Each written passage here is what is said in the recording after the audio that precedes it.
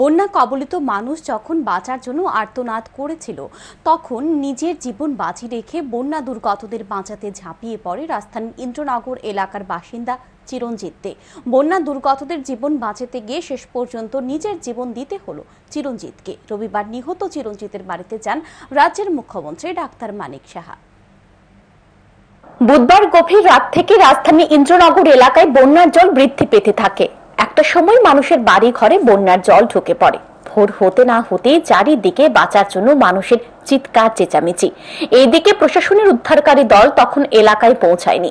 যে যার মতো করে বাড়িঘর ত্যাগ করে শরণার্থী শিবিরে আশ্রয় নিতে শুরু করে। ইন্দ্রনগর এলাকায় জলের গতিবেগ এতটাই বেশি ছিল যে ঘর থেকে বের হওয়া এক প্রকার দায় হয়ে দাঁড়িয়েছে। বাঁচার জন্য মানুষ চিৎকার করছিল। ঠিক তখন সাহসিকতার পরিচয় দিয়ে ইন্দ্রনগর এলাকার চিরঞ্জিত দে ঠাঁই না পাওয়া জলে ঝাঁপিয়ে পড়ে মানুষকে বাঁচানোর জন্য বহু লোককে জীবনের ঝুঁকি নিয়ে সে বাঁচাতে সক্ষম হয়।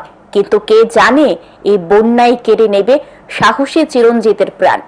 বহু লোককে উদ্ধারের পর চিরঞ্জিত যখন পুনরায় গলা সমান জল দিয়ে মানুষকে উদ্ধার করার জন্য জলমগ্ন এলাকায় যাচ্ছিল, তখন জলের তোড়ে সে ভেসে যায়। শুক্রবার সকালে ঘটনাস্থল থেকে অনেকটা দূরে চিরঞ্জিতের মৃতদেহ দেখতে পায় লোকজন। পরে পুলিশ ঘটনাস্থলে ছুটে গিয়ে মৃতদেহ উদ্ধার করে ময়নাতদন্তের জন্য জিবি হাসপাতালে নিয়ে যায়। ময়নাতদন্তের পর মৃতদেহ তুলে দেওয়া হয় পরিবারের লোকজনদের হাতে। মৃতদেহ উদ্ধারের পর কান্নায় ভেঙে পড়ে চিরঞ্জিতের মা সহ পরিবারের লোকজন।